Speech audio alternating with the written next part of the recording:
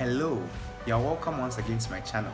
Kindly like this video, subscribe and share with family and friends. Today, we'll be looking at how to write a summary, especially for Wassce students. Let's begin.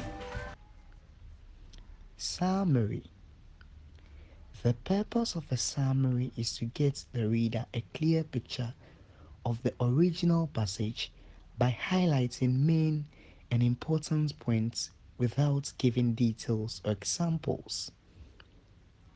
Before writing a summary, read the passage carefully, write down key points, and represent long phrases with single words. What should a summary look like? A summary should be very brief, thus written in simple sentences. There should be no illustrations, such as examples and stating of details. A summary should contain no technical languages. A summary should follow the original organization of the passage. Why would you be tested on how to write a summary?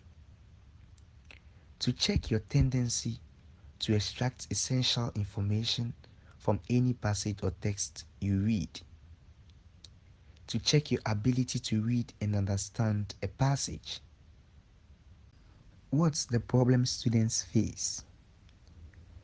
The difficulty in reading in a way that enables proper understanding of passages provided. Due to this, finding answers to summary questions becomes a problem. The main reason behind this problem is the inability of students to know how every good writer writes. Obviously, every passage students come across in the summary section was written by a good writer. Therefore, your knowledge about a good writing skill plays a paramount role in providing answers to summary questions. Now, let's look at the writing skills of a good writer. Every piece of good writing begins with a thesis statement.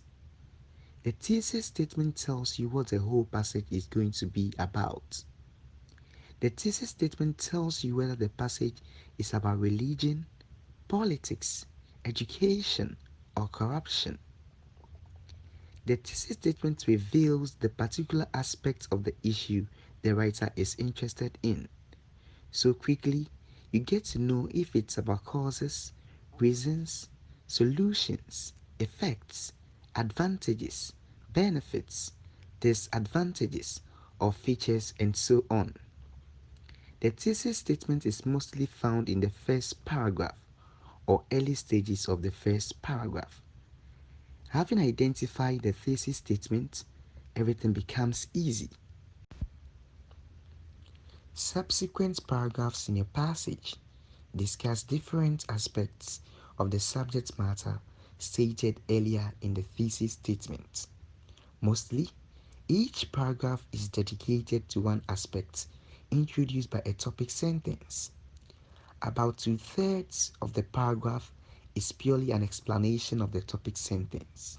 Illustrations, such as examples and other details, are some of the unimportant facts which should not be repeated in your summary unless you are explicitly asked to do so. Let's move on by looking at how to obey instructions in summary writing. For example, in 3 sentences, one for each, state the reasons why, according to the author, education is important. The above statement is telling the student to write 3 different sentences illustrating why education is important, as stated by the author in the passage. It should be a sentence. Many students write phrases, while the question requires them to write sentences. A sentence should contain a subject, a verb, and an object. A sentence normally starts with a capital letter and ends with a full stop. Do not make mistake of writing half incomplete structures and call them sentences. After writing a summary, check your sentences to correct spellings and introduce punctuations if necessary. Compare your summary to the original passage to check accuracy. Let's look at an example. Read the following passage carefully and answer the questions on it. After reading the first paragraph, the student would be able to identify that the passage is about power supply or electricity. This is what we identify as the thesis statement. It reveals to us what the whole passage would be about.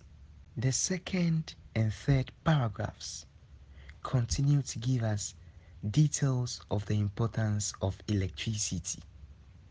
The fourth paragraph goes further to explain the problems that impede the adequate supply of power or electricity in developing countries. If the passage is broken down in fragments, it helps students to write good summaries. You will be able to know what the passage is all about. First, get to know the thesis statement, and then dive deeper to know whether it's about causes, advantages, disadvantages, and so on. It is sometimes advisable to read questions first before reading the passage. This gives you a gist of what you should expect in the passage, and as you read, you provide answers to your questions. Questions. In 3 sentences, one for each, summarize 3 benefits of constant power supply. This question requires the student to write 3 different sentences talking about the importance of power supply. As we read the passage earlier, we were able to identify that the importance or the benefits of power supply can be found in the second paragraph. This makes things simple. The students can now go back to the second paragraph to read on the importance of power supply for more clarification and write them in 3 simple sentences. Let's move to the second question. In 3 sentences, one for each, summarize 3 problems that impede adequate power supply in developing countries. This question requires the students to write 3 different sentences stating the problems that impede adequate power supply in developing countries. When reading the passage for the first time, the student was able to identify that the problems that impede adequate power supply was stated in the 4th paragraph. It becomes very simple to move back to the 4th paragraph and then read to get more information and state them differently in 3 simple sentences. Let's look at the answers provided by a student. For the first question that was talking about importance of power supply, he stated 1. Opportunities are created for further inventions. Incorrect. It raises the level of productivity. Correct. Crime and accidents may be reduced. Incorrect. For the second answer, it raises the level of productivity. It's correct because it's a simple sentence. It expresses a thought. It has a subject, a verb, and an object. The first and the third answers provided are just phrases and not sentences. Let's look at the proposed solutions for the benefits of constant power supply.